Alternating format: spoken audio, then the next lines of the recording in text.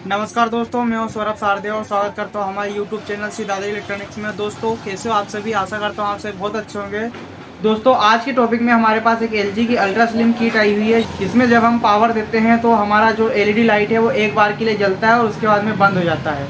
तो यही समस्या का समाधान के लिए हमारे पास आई हुई है। तो चलिए बिना देरी करते वीडियो कंटिन्यू आगे बढ़ाते हैं। दोस्तों ये मैंने टीवी को खोल लिया हूँ तब तक वीडियो को मैंने स्किप कर दिया था ताकि जो आपका समय है उसकी बचत हो। तो चलिए मैं आपको एक बार और लगा के बता देता हूँ किस प्रकार से हमारी जो समस्या है, आप इस पर ध्यान दीजिएगा। जैसा ही मैं पावर का जो पिन है उसको बोर्ड में लगाऊंगा तो हमारा ये जो लाइट है LED लाइट, ये एक सेकंड के लिए जलता है, उसके बाद में बंद हो जाएगा। देखिएगा मैं लगा रहा हूँ। आपने ध्यान दिए होंगे कि हमारा जो LED लाइट है ये हमारा एक बार के लिए जला और उसके बाद में कोई हरकत नहीं है। तो चलिए इसमें स्टेप बाय स्टेप चेक कर देंगे क्या खराबी है। तो चलिए मैं इसको पलटा लेता हूँ। दोस्तों ये हमने किट को पलटा लिया हूँ और किट को पलटाने के बाद पूरा स्टेप बाय स्टेप चेक करेंगे कि हमारे इसमें दिक्कत किधर से आ रही है। ये दोस्तों मैंने मल्टीमीटर को 1000 DC रेंज पे रख लिया हूँ और इसके बाद में हम पावर को इन करते हैं। दोस्तों मैंने इसमें पावर दे दिया हूँ और उसके बाद में हम देखते हैं इसमें सारे वोल्टेज चेक करके कि कौन से सप्लाई बन रही है। पहले हम AC वोल्टेज चेक कर लेते हैं। आप देख सकते हैं हमारे AC वोल्ट पूरे प्रॉपर तरीके से आ रहे हैं क्योंकि एक बार के लिए लाइट जल रहा है। मेन कंडेंसर पर चेक करते हैं। दोस्तों देख सकते हो मेन कंडेंसर पे भी हमारे सारे सप्लाई वगैरह आ रही है। अब हम क्या करते हैं, सप्लाई सेक्शन के सेकेंडरी सेक्शन में चले जाते हैं, जो कि हमारा ये जो ग्राउंड है ये ग्राउंड पे लगा देते हैं हम। और 110 वोल्ट जहाँ पे बनती है वहाँ पे हम चेक करके देखते हैं क्या सप्लाई आ रही है। दोस्तों यहाँ पे हमारी कोई भी सप्लाई नहीं आ रही है और हमारे यहाँ सप्लाई नहीं आ रही है तो इसका मतलब हो सकता है कि हमारा कंडेंसर भी चार्ज होगा। तो हम क्या करेंगे, इसको एक सीरीज बल्ब की मदद से इसको डिस्चार्ज करने की कोशिश करते हैं। ये आप देख सकते हो हमारे जो कंडेंसर ये चार्ज हुआ था। तो हम क्या करते हैं, हम एक बार और इसको सप्लाई देंगे। सप्लाई देने के बाद आप लाइट पे थोड़ा ध्यान दीजिएगा। यहाँ पे लाइट लगा हुआ है। मैं क्या करता हूँ, यहाँ पे 110 वोल्ट की सप्लाई पे मल्टीमीटर के इसको लगा के रखता हूँ और इसमें सप्लाई दे के देखता हूँ। ये दोस्तों आप देख सकते हो हमारा 1 सेकंड के लिए सप्लाई यही है और उसके बाद में धीरे धीरे पूरी कम हो गई है। यही इसका मेन फॉल्ट है जिसके लिए हमारे पास आई है।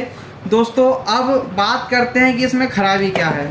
ठीक है, बहुत जनी इसके STR को चेक करेंगे, बहुत जने इसके कंडेंसर को चेक करेंगे, बहुत जने इसके ऑटो कपलर को चेक करेंगे। मैकेनिक के पास से आई हुई है, देख सकते हो कुछ काम भी किया हुआ है इसमें। आप देख सकते हो कुछ टाके लगे हुए हैं, वायर लगा हुआ है, इधर भी ऑटो कपलर वगैरह भी चेंज करी हुई है। उसके बाद भी नहीं हुई है तो उन्हें लगा कि शायद मेन IC की प्रॉब्लम होगी और मेन IC मिलना आसान नहीं है गाँव खेड़े में। तो हमारे पास आई हुई है, आप देखते हैं क्या है स्टेप बाय स्टेप। दोस्तों इस फॉल्ट में सबसे पहले इस फॉल्ट में यह ध्यान देने की ज़रूरत है कि हमारा एक बार के लिए अगर लाइट जल चुका है, एक बार के लिए अगर लाइट जल रहा है और लाइट जलने के बाद में बंद हो जा रहा है तो जाहिर बात है कि अपना STR तो ख़राब नहीं होगा। अगर STR ख़राब होता तो हमारा एक बार के लिए भी लाइट नहीं आता। ठीक है, जिस हिसाब से हमारे पास फॉल्ट आया है इस हिसाब से हमारा STR की खराबी नहीं लग रही है। 90% STR खराबी इसलिए नहीं लग रही है क्योंकि हमारा यहाँ पे एक बार के लिए पावर आ रहा है। इसका मतलब अपना सप्लाई सेक्शन ओके लग रहा है। ठीक है, तो हमें सप्लाई सेक्शन में कोई भी छेड़खानी नहीं करनी है। अब बात है कि ये खराबी कहाँ से आती है। ठीक है, तो मैं आपको बता दे रहा हूँ, इधर थोड़ा ध्यान से देखिएगा। हमें आ जाना है सेकेंडरी सेक्शन में जहाँ पे हमने चेक किए थे 110 वोल्ट चेक करी थी। 1 सेकंड के लिए आई थी, धीरे धीरे कम होती गई। ठीक है, धीरे धीरे कम होती गई। तो इसका मतलब ये है कि हमारा जो EST सेक्शन तरफ जो सप्लाई जाती है इसमें शॉर्टिंग भी नहीं है। अगर शॉर्टिंग होती तो वो जो सप्लाई है वो 1 सेकंड के लिए भी नहीं आती है। ठीक है, क्योंकि यहाँ पे हमारा जो आउटपुट वगैरह या EST वगैरह शॉर्ट होती तो हमारी किट आवाज़ करती है LG के इस मॉडल में। तो हमें क्या चेक करना है, यहाँ पे हमारा 110 वोल्टेज आती है। ठीक है, इस डायोड पे 110 वोल्ट बनती है जो कि यहाँ पे एक कंडेंसर लगा। मैं आपको पलटे के बता देता हूँ। देख सकते हैं आप ये वाला डायोड है।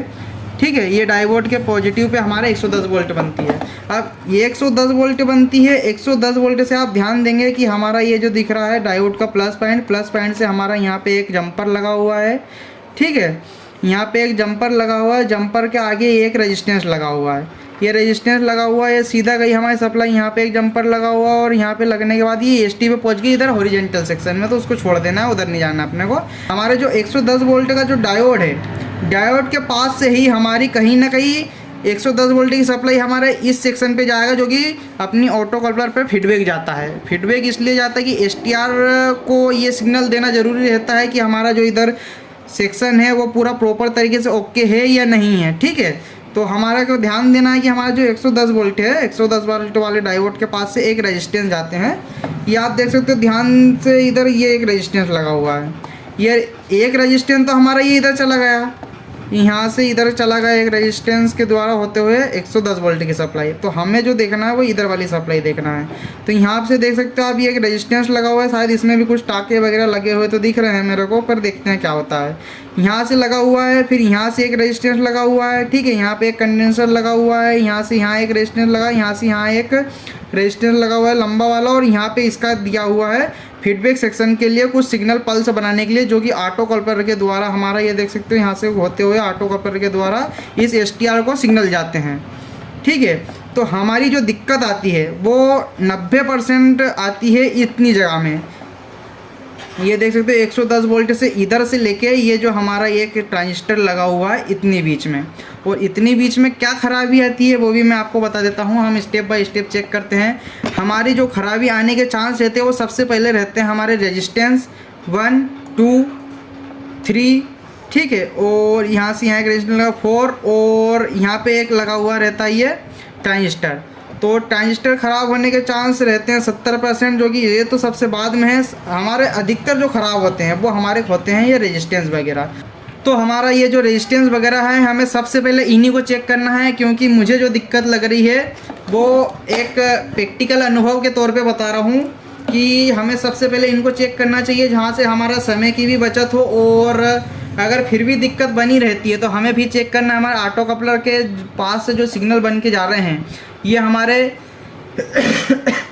ऑटो कपलर से इधर जा पा रही है नहीं जा पा रहे हैं, या फिर ऑटो कपलर तक जा पा रहे हैं या नहीं जा पा रहे हैं, या फिर हमारा ये जो ट्रांजिस्टर लगा हुआ है कि इसकी खराबी नहीं हो। तो हमें क्या करना है, पहले हमें इसको रजिस्टर मोड पे रख लेना है, ठीक है। मैंने रजिस्टर मोड पे मल्टीमीटर को रख लिया हूँ। तो हमें क्या करना है, ये जो हमारे 110 वोल्ट वाला सप्लाई है यहाँ पे देख सकते हो 110 से जो इधर आया है, तो हमें क्या करना है इसको ओपन कर लेना है।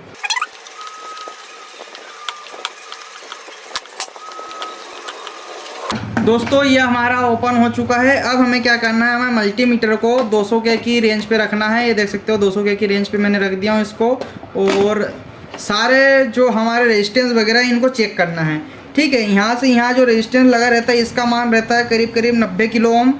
तो मैं इसको चेक करके देखता हूँ कि हमारा 90 किलो ओम बता रहा है।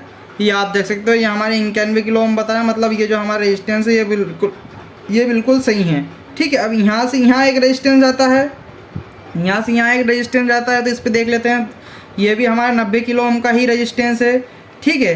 और अब हमारा यहाँ से जो लगा हुआ है ये कंडेंसर लगा हुआ है, ठीक है। तो इसको ध्यान नहीं देना, हमारा ये जो ट्रैक है यहाँ से यहाँ ही ये रेजिस्टेंस ओके है, ये वाला रेजिस्टेंस भी हमें फ़िलहाल ओके मिला है। और अब हम चेक करते हैं इसको, ये वाले पॉइंट को, ये वाले रेजिस्टेंस को हमने चेक कर रहे हैं। तो यहाँ पे कुछ बता नहीं रहा है, 1 मिनट। फिर इधर आगे वाले रेजिस्टेंस को हम चेक करके देखते हैं। आगे वाला रेजिस्टेंस जो हमारा जंपर दिख रहा है ये बिल्कुल ओके दिख रहा है। इसका मतलब हम आगे इसको चेक करके देखते हैं कि कहीं ना कहीं ये शॉर्ट तो नहीं है। इसको शॉर्टिंग रेंज पे रखा मैंने,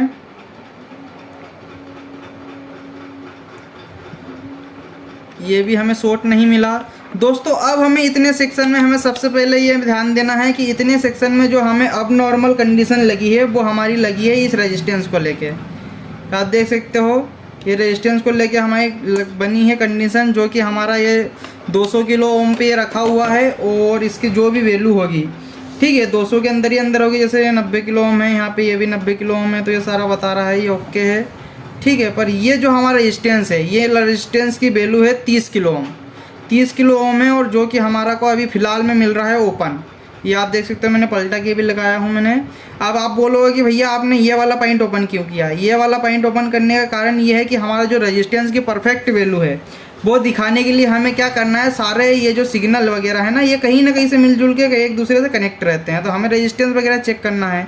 तो हमें रेजिस्टेंस चेक करने के लिए क्या है, हमने यहाँ से ट्रे की ओपन कर दी, तो मतलब इधर का सारा सिस्टम ही अलग कर दिया है। तो जैसे अपन ये रेजिस्टेंस को भी सिंगल में चेक कर सकते हैं, इसको भी चेक कर सकते हैं, यहाँ से अपने को परफेक्ट वैल्यू दिखाएगा। अब ये भी ओपन है, ये भी ओपन है, ये भी ओपन होगा सर्किट से, तो जो भी दिखाएगा वो परफेक्ट वैल्यू दिखाएगा अपने को। तो अभी फ़िलहाल मेरे को ये रेजिस्टेंस की खराबी लग रही है, जिसकी 30 किलो ओम है वैल्यू। तो हमें क्या करना है, अभी एक 30 किलो ओम का जो रेजिस्टेंस है वो लगा के देखते हैं क्या हमारी कंडीशन में कुछ सुधार हुआ है या अभी भी बेसिक कंडीशन में है। दोस्तों आप देख सकते हो हम इसमें ये वाला रेजिस्टेंस लगाने वाले हैं, जिसकी वैल्यू है 22 किलो ओम, जो कि हम टेस्टिंग के हिसाब से भी लगा के देखेंगे कि हमारी क्या दिक्कत इस रेजिस्टेंस की वजह से ही है या फिर नहीं।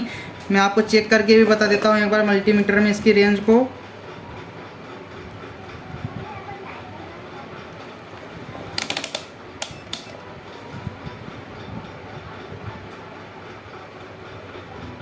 ये आप देख सकते हो यहाँ पे मल्टीमीटर में 21 किलो ओम दिखा रहा है, जो कि हमारा जो रेजिस्टेंस है ये बिल्कुल ओके है। मैं इस रेजिस्टेंस की जगह पे इसको लगा देता हूँ। मैं अभी पीछे सिर्फ टेस्टिंग के हिसाब से लगा के देख रहे हैं कि क्या होता है क्या नहीं होता है, और अगर हमारा काम बन जाता है तो हमें सेम वैल्यू का लगाना है। यहाँ पे 22 किलो ओम का नहीं लगाना है, क्योंकि सिग्नल थोड़े 19-20 हो जाएंगे।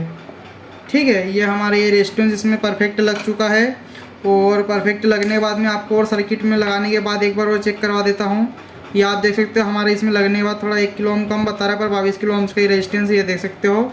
ठीक है, अब हम क्या करते हैं, इस पॉइंट को भी सोल्डर करके देख लेते हैं।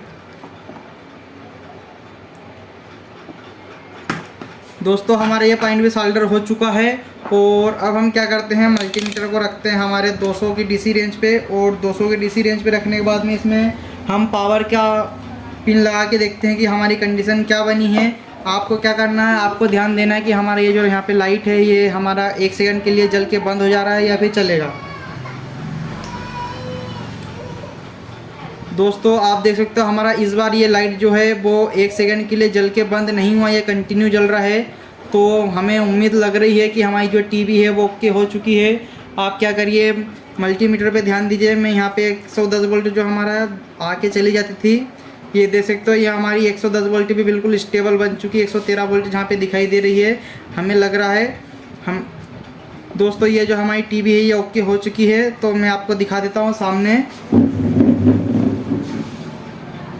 देख सकते हो हमारे सामने इसमें चित्र भी आने लग गए हैं। तो आप देख सकते हो हमारा इस टीवी में हमारी जो दिक्कत निकली है वो हमारा एक रेजिस्टेंस की वजह से हमारी जो टीवी जो बंद कंडीशन में पड़ गई थी। ठीक है, तो हमारा ये जो रेजिस्टेंस वगैरह लगाने के बाद में हमारा जो फॉल्ट है वो बिल्कुल बढ़िया तरीके से ओके हो चुका है। तो दोस्तों उम्मीद करता हूँ आपको ये वीडियो पसंद आया होगा। वीडियो आपको पसंद आया है तो वीडियो को लाइक कीजिएगा, शेयर कीजिएगा और चैनल को सब्सक्राइब भी कीजिएगा। मिलते हैं किसी नए मज़ेदार वीडियो में, तब तक के लिए जय हिंद, जय भारत।